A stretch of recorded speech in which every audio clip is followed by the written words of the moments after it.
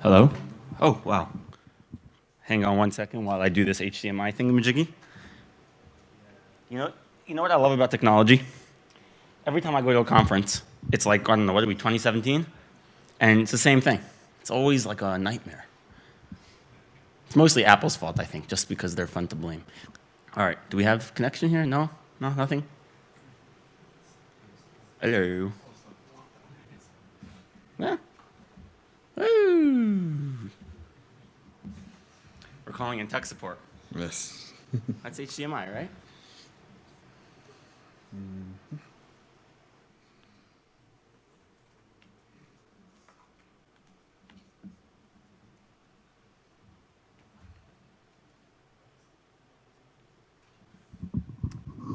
I think I broke it. I love breaking things. It's so much fun. While the experts fix things, I'm just going to talk about random stuff. So, yeah, I don't have anything. By the way, everybody here is probably really tired and bored and like, yeah, whatever, it's time to go home. I am so excited right now. Mostly because, unlike you guys, I actually was looking forward to this talk. Right? I was like, oh my gosh, I'm so flattered right now. You're going to make me blush. All right. No, so seriously, like I spent all this time at the conference just thinking about this time, pretending I was listening to all the other talks, and you guys are doing the opposite. And so, oh wow, we have a screen. Thank you. All right. Anyway, in the meantime, I don't have any other jokes. That's it. My clock is still ticking. No, not this. Firefox, here. This is the source code. If you want to read the source of the slides, and you just like, that's it, it's enough. But this is essentially what we're going to be looking at. Thank you. All right. I'm so glad everybody's in a good mood. Okay, so topic of today's talk is scaling mobile development with React Native, of course. And what I'm going to talk about is, wait for it, scaling mobile development. Before we start, I once went to a talk in Washington, D.C., and it was about scaling Angular, I think.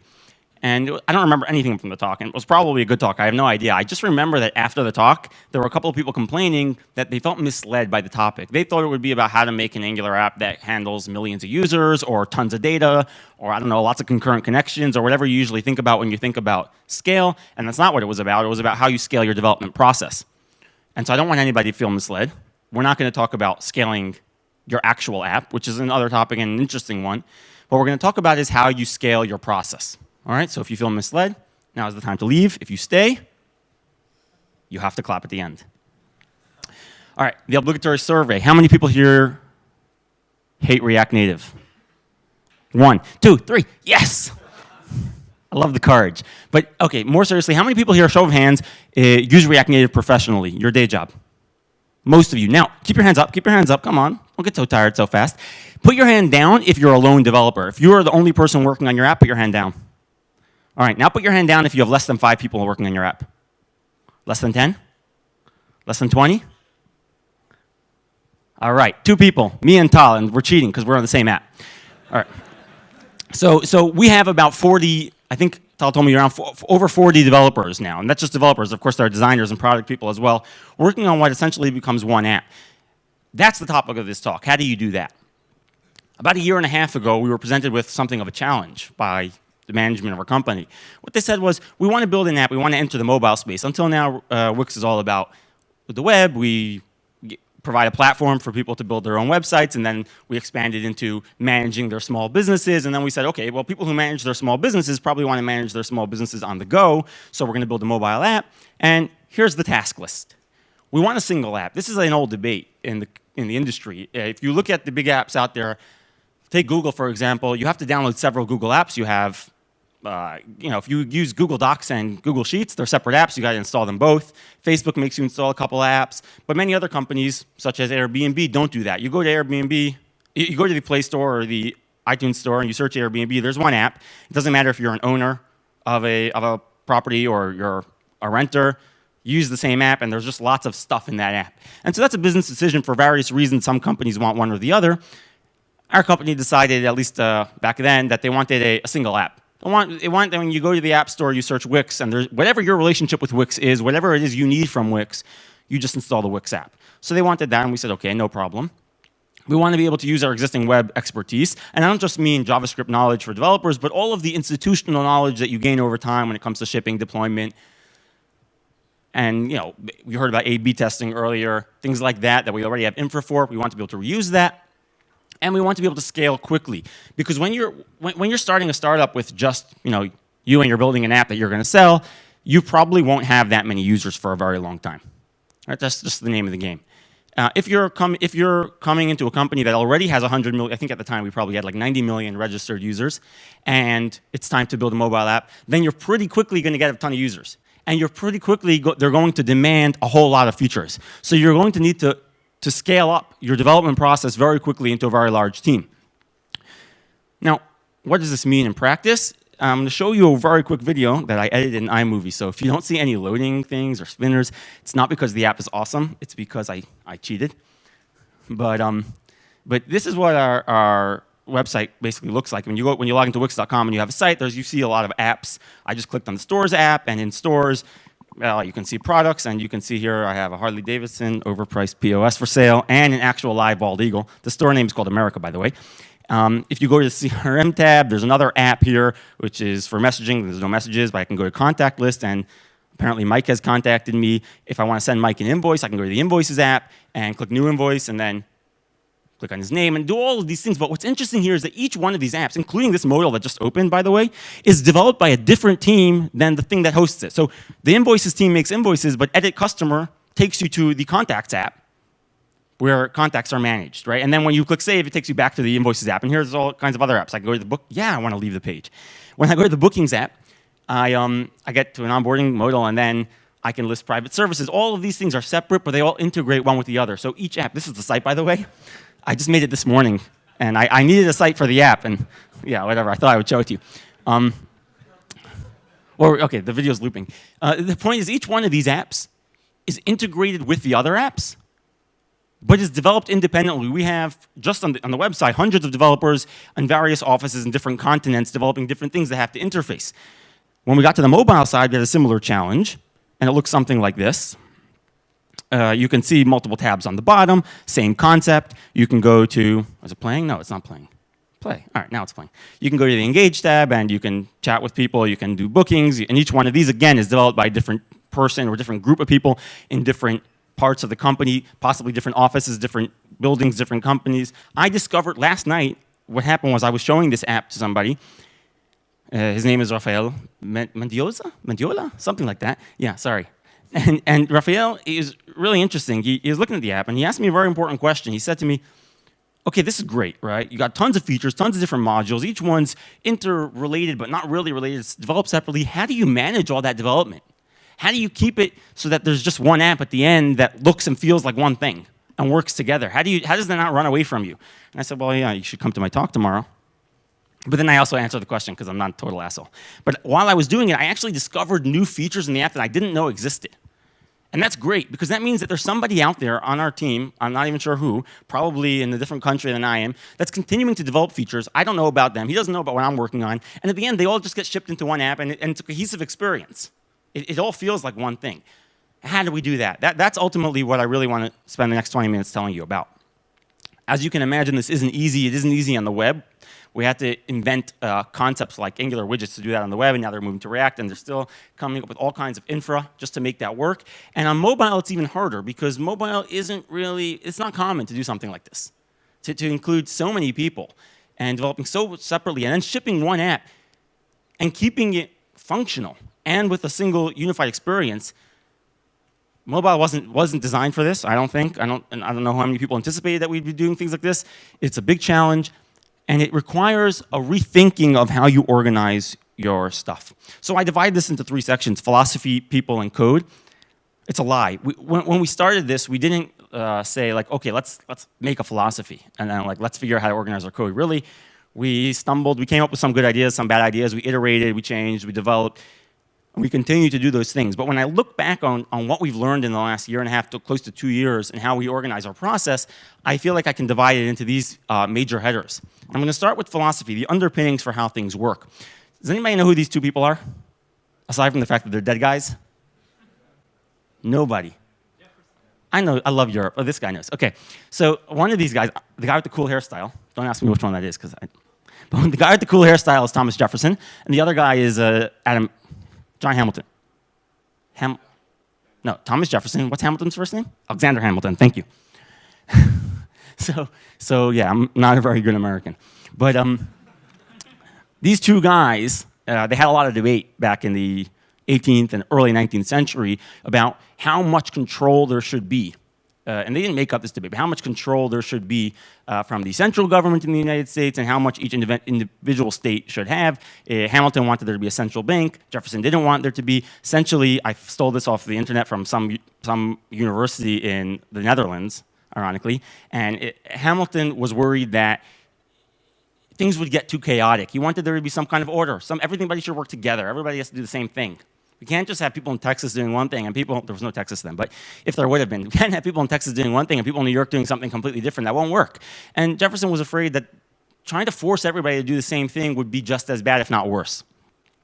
And I think that we have to model our push and pull inside our companies as a similar kind of thing. Because think about this.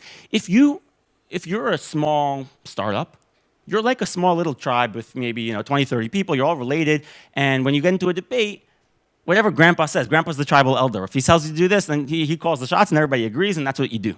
But as your society begins to grow, it becomes a little more tricky to get everybody on the same page and people don't really want to just do what somebody in charge says. They have their own opinions. And so what we decided was that we need to have independently governed teams. Each team needs to run its own ship with its own opinions and to empower developers and smaller teams to do what they believe is right for their product. At the same time, or I think what comes out of this, you need a smaller central government. Okay, you need some kind of oversight over all the teams, but you don't need that to become too powerful. We'll talk about what that means in practice soon. And still, you must have some stuff centralized, like the UX. You can't have users feel like they're using an app that came from 4 or 5 or 6 different teams. Internally, that stuff can happen, but on the surface, it must feel like one application. And that's the philosophy we started with.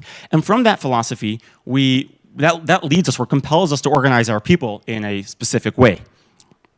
We started off with this model that we had before the mobile came to work, so that we call, oh yes. Let's see if we can make that fixed. We call it companies and guilds, thank you. To the computing gods. Yeah, so we call it companies and guilds, and Wix didn't make this up. I believe Spotify is famous for this. Probably somebody did it before them. The basic idea is that you have groups divided into business function, and each business function is responsible for their feature set, their roadmap, all of that, and contains a cross-functional set of people. In other words, product people, designers, server people, web people, mobile people, managers, operations people. Each one of these companies, these mini companies within the larger company, is responsible for their own business, in a sense, and their own product and delivering that product. But in order to make sure that things don't become too divergent across, say, all the mobile developers or all the front-end developers, we have guilds that basically, whatever binds us together. So if we're all server people, then we have a server guild. And if we're all mobile devs, then we're part of the mobile guild, and if we're feds or if we're operations people, we're part of our guild that basically is our professional group. And that allows us to hold up to some kind of quality control, cross-pollination of ideas. Maybe this group tries out some new tech and then can share it with the guild. There's infra that has to be taken care of, things like that. Which leads me, if we're sticking with this governing model, to everybody's favorite part of government. Actually, no, nobody likes taxes. At least I don't. But we pay them mostly, not to get too much into political philosophy, I don't want to piss anybody off if there are any like anarchists here, but most people I know are okay with taxes at some level because they understand that a certain amount of infrastructure needs to be done that we share. We all share some resources. And those things will never happen if we don't all chip in at some amount. And what we understand is that we end up with a tragedy of the commons situation. Everybody wants the roads to be built, but nobody wants it to be the one to have to do it. And in the same way in our company, think about, say, if we're all working on some mobile something, but we all need, say, the infra. We all need, I don't know, the build process, the integration with CI that we have set up in our React Native app, or we all need certain open source libraries like the navigation or detox, which you probably heard a lot about. We all need those things, but nobody has the time from a management structure. Nobody's really interested in being the ones to have to spend all that time on it. We have a roadmap. We have things to do. We're feature people. We're product people, product developers, and we need to ship our product. We want somebody else to do it first. Hopefully the guys down the hall will do it, and then we'll just use it. And so that obviously won't work. Right? I just have another taxes GIF because when I Googled taxes GIFs, I found two. And I didn't know which one to do, so I did both. But anyway, we all know we need this stuff, and if we don't all pay our taxes, if we don't all chip in to the shared resources, then those things just won't happen. And so what we do is we pay our taxes, and how we pay our taxes is in essentially two ways. Now each guild, which you might think of each independent government, collects their due taxes in different ways. And the basic idea is that every developer at Wix owes 20% of their time to the guild. And some guilds do that by taking 2 weeks a quarter. Some do it maybe one day a week. Currently, the mobile guild, it was headed by Tal Cole, who you all heard from. The decision is, at least for now, to do it by guild weeks and guild days together. What that means is that once a quarter, I dedicate 1 week of my time. I don't work on anything my boss wants me to work on. I'm not available unless it's like a critical production bug. I'm not available for product stuff. I'm working on some infra or some open source utility or something that we all need together. And then once every other week, we also all meet together and do things like share ideas, work together. Some interesting thing we all did a few weeks ago was we had this day we called Opposite Day, which was a really, really nice idea. Basically, we have some people who have a web background, some people who have an iOS background, some people have an Android background. And because you're developing in this kind of close environment with React Native, you have a tendency to specialize in your thing and not realize or not understand the problems that the other developers are facing. So if you were an iOS developer, you worked on Android for a day. If you were an Android developer, you worked on iOS. You just did some kind of proof of concept app or something like that. If you're a web developer, you picked a native platform and you built something with it. And these kinds of things allow each of our developers, even though we're spread out into different products and different feature sets and working on different things separately, to get together, to pair program, to look at each other's code, to work together, to share ideas, to figure out, hey, these guys are using Redux, these guys are using MobX. Which one's better? Let's compare. Let's look at what they're doing. Let's look at what they're doing. That's how we manage to keep our professional skills somewhat in sync.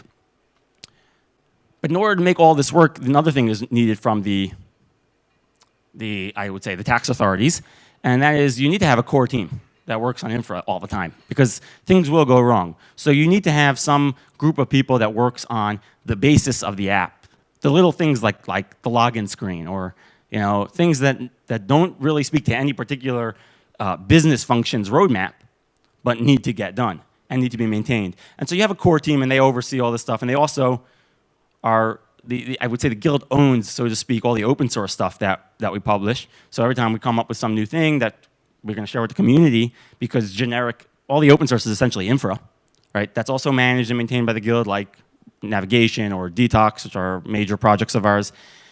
And we also have to have things like experts and specialists. So even though you have inside each product function, okay, a couple of people working on chat and a couple of people working on bookings and a couple of people working on e-com functionality, you need to have some deep experts in iOS and some deep experts in Android and some deep experts in this or that or the other thing to deal with the inevitable issues that come up. And we will freely do things like loan people for a couple of weeks at a time. Right? My team just had on loan from the core team 2 developers that sat with us for several weeks, I think, maybe months, to work on some major feature set that we needed their expertise for. That's the kind of thing that needs to happen in order to keep things together. But ultimately, I think what we all really want to see, tell me, am I wrong? Should I go back and just talk about the other stuff and not talk about code? Anybody? Nobody. Everybody fell asleep. All right. Now somebody woke up. So code. Now, I'm going to leave the most amount of time for code, but actually I think it's the least interesting part of this whole thing. By the way, am I talking too fast? All right, good. Because sometimes people say when I speak English, I speak very quickly, which is true. It's my native language, and I have a tendency to speak quickly in general. And then I always tell them, don't worry, just write me an email if you have questions. I'll respond very slowly. Which is also true. But anyway, the code part of this talk is actually, I think, the least interesting, even though it's the thing that most people probably want to see, because the code part derives itself and is compelled by the people, the philosophy and the people. If you have the philosophy we have, in other words, you come in with this underlying theory of how you want to organize your stuff, your work, and then you organize your people in a way that makes sense for that, which is how we have them organized with separate business functions and this independence, then your code is forced to be a certain way in order to make that work. And I'll show you how that looks. First of all, we use React Native. Now, it's probably not a surprise to you, but I think it's important to point out that React Native, I wouldn't say is forced by the code, the philosophy and the people organization, but it's highly encouraged.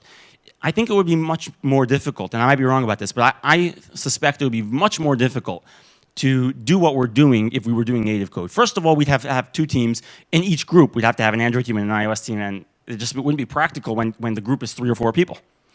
And second, it'd become much harder to share, to modularize, and to ship iteratively quickly without React Native. So React Native is one thing that really helps us do what we're doing. Another thing that really helps is this philosophy that Tal really encouraged in the early days of, Tal looks up whenever I say his name because he's nervous, like, what's he going to quote me on? Right? Anyway, open source from day one, which means, and this is in direct contrast with a lot of what I had done before and a lot of, we're not going to mention names, big companies do. They'll develop something, and then at some point they'll say, we could open source this. This seems like it would be good for the community. And so then they make a fork of it because there's some baked in something that's specific to their company, so they have to make a fork, and then it's a whole process to open source it, and then maybe they're maintaining 2 versions of it.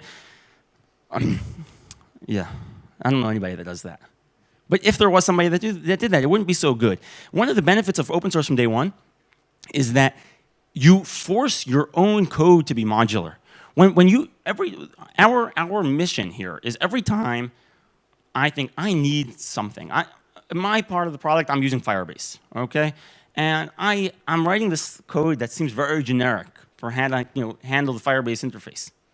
This could be open source. So instead of putting it in my app and then pulling it out later, I just start a new module right away, a new NPM module, that's my Firebase connection. I open source it from the day one, even though in day one it's really useless. Nobody's going to use it. I know that nobody's going to use it. And probably it's not polished, and it's a little bit embarrassing, and I didn't really document it. And that's against all the rules of open source. I mean, when you do open source, you want people to use it, you want people to contribute, and you need to document. Yeah, that's all true. So maybe this doesn't meet all the goals of open source, but it still forces me to do one very important thing, that's leave all of my proprietary stuff out of the code, A, and B, to keep my stuff separate. And maybe one day it'll become popular, maybe it won't. We have also, now I'm not going to mention names, but also somebody told me yesterday that he's using our Wix's calendar component. And he told me that, well, it didn't have some feature he needed. It didn't have time to pull requests, so he kind of just forked it and copied. And that's like, we're supposed to say that's not good. That's not what we want in open source. We want people to contribute back, right? But from my perspective, hey, look, it's a whole lot better than him writing his own component from scratch. At least we provided some value to somebody. And by open sourcing this component that may not have had all the features that we needed, at least it forced us to keep our code clean, and it gave him something to start with. I think that's a win. And then, of course, the final thing is that we need each group to work on their own modules. Each module needs to be separate. Okay, what's a module? Here I don't mean NPM module, because here I mean something a little bit bigger. I mean each mini app within the app. Each mini app within the app we call a module. And each group or company, so to speak, each business function has its own 1 or 2 or 3 or 4 modules. Most just have one. Some that have a lot of separate things might be maintaining multiple. But if you see a tab in the app, that's probably at least 1 module, possibly more. How does that work? First of all, there's an app, right, in GitHub called OneApp, which makes a lot of sense, right? This is the core app. This is the app we ship. It's just one app, but it actually doesn't have any logic in it, or very little logic. All it has, other than tons and tons of releases and like a whole bunch of contributors, is a little bit of code that hosts all of the other apps, all the mini apps. And somewhere in the code there's a file that looks basically like this, and it's pretty long. It doesn't fit all the way on the screen. I have to scroll down to see all of it. The point is just a bunch of requires. Each one of these is a module developed by some team somewhere in the world, and they're on their own product cycle. They're developing, they're releasing at their own pace, and this core app just imports them all. There's a convention here, obviously. Each one needs to do certain things in its main, right? And our convention usually is you have like source/module.js, but it can be anything. and it initializes, and then the app runs it. And the app doesn't know what's inside the module. Each module doesn't know what's in other modules. Complete separation of concerns. What happens when you need to communicate? Right? Sometimes you do need to communicate. I showed you an example of the invoices app opening the contacts app, and then the contact returning data to the invoices. So we have a module registry. The module registry is a very, very simple concept, which, if anybody's interested in seeing more code, please hit me up. Maybe I'll write a blog post or publish it completely. But it's nothing fancy. It's very simple. And it has APIs. It has a component registry. You can register a component. Maybe I'll give you an example of this. I have in my module, I maintain the settings that relate to my business functions. But I don't host that settings screen. There's a settings screen in the app that has all the settings. The user doesn't know that this is related to module A and this is related to module B. So the settings screen just lists all the settings. How does it find the settings components? When each settings toggle, when you toggle it on and off, it doesn't speak to the settings screen. It goes back to speak to its home module and tells it to update its database with whatever data. It does that through the component registry. I register a settings component, and it renders it. It doesn't know what's inside that component. It doesn't know whether in particular, I'm using Redux. It doesn't know how it's connected to, using React Redux connected to the store. It has no idea. Another thing we have are just old-fashioned events. PubSub is very simple. It's not cool or sexy or whatever, but it works very well. If I need to communicate with another module, I'm going to fire an event to tell people, for example, this contact's name was updated. I updated Mike's first name to Josh, because, I don't know, he changed his name, sorry. And other people, maybe in some purchase order somewhere in the app that relates to Mike, they need to update the name. Well, they'll receive that event. They decide to listen to it, and they can do something. So we have this basic contract API, but none of us are dependent on one another, so our builds don't block or anything like that. And of course, we have the ability, the reverse of that, to method invocation, which we hardly ever use, but you can register a method, and then other modules can use that method. What does the code look like? Very simple. I stole this right from our documentation. Here, I might decide to notify listeners that some event happened and pass it some data. The session was updated. This is actually something that the core base app does, session management. It notifies all the modules that the session was updated. And then all the modules say, hey, look, I want to listen to session update and then do something. And then probably remove that at some point. That's what our PubSub looks like. Our components, well, I build a component.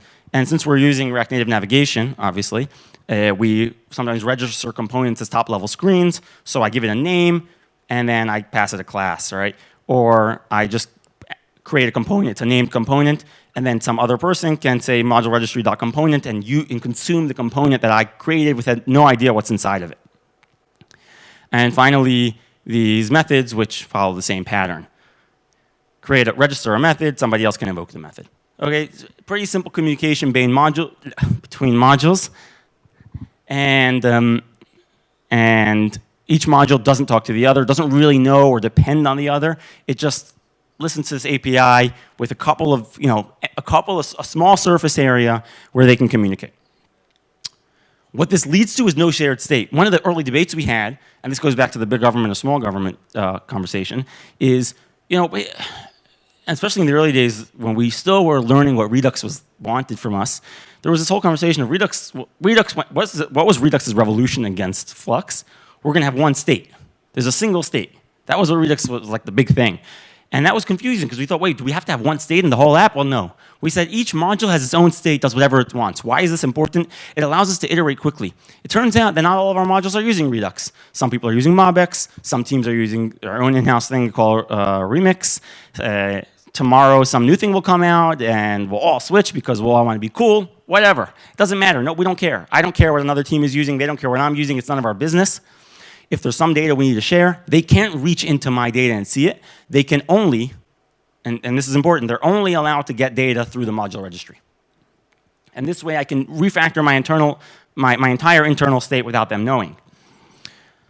As well, in order to make this work, the core app has to handle session management, logging in, updating the session, giving me all the authentication details so that I can then take that stuff to the server. That's really important, and it's a non-trivial part of the app, I would say.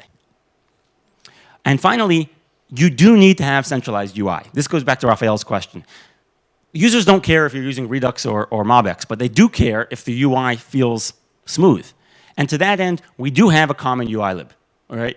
Instead of all making our own components, the designers design a UI library, and then some developers, we all share it. It's a shared resource, again, that we all pay with our taxes. It's a shared resource that we all share, and then we actually pulled a good chunk of it out of it and made it open source. Against our open source from day one, sorry. But we do, so you can go to this link and see the base of our UI lib, and you can use it. But on top of that, we obviously have some stuff that are very Wix-specific UI components. But even so, the app components I use in my module, I don't spend, which is also, by the way, really nice for me. I don't really like moving things around on a screen. Don't tell anybody, but I don't want to fiddle around with this stuff. And in the beginning, I had to do a lot. I spent a lot of time with all this flex business, and now I hardly ever worry about it because they say, use the list item. The list items already come from the UI lib. You want a button? The button comes from UI lib. This way, all things look the same, everything's uniform, and developers don't have to keep reinventing the wheel. This is really important. If you're going to scale, you need this. I want to stress this enough. You need to have a common UI. And last thing, we all have a common framework because we're all using a lot of the same dependencies, so we have this one thing that we all peer depend on. This is internal, but it's, again, you're going to find if you're growing that you're going to need something like this. And last but not least, we all have our own demo apps. So that when we develop, we don't have to develop on the main app. We have a test app, so to speak. And all right, I'm out. I think that means I died. So we all have a test app, which makes everything good, right? Sounds easy? Exactly. It's not really easy. The fundamental question you have to ask yourself, and this is the last slide, the fundamental question you have to ask yourself is, do you really need this? I want to share this with you because I want the community to see how we're doing it and to give back to us. And if you're scaling, I think this is the right way, but don't go here too fast. It's expensive. There's a lot of management involved in this. Tweet at me, talk to me, argue with me. Thank you very much.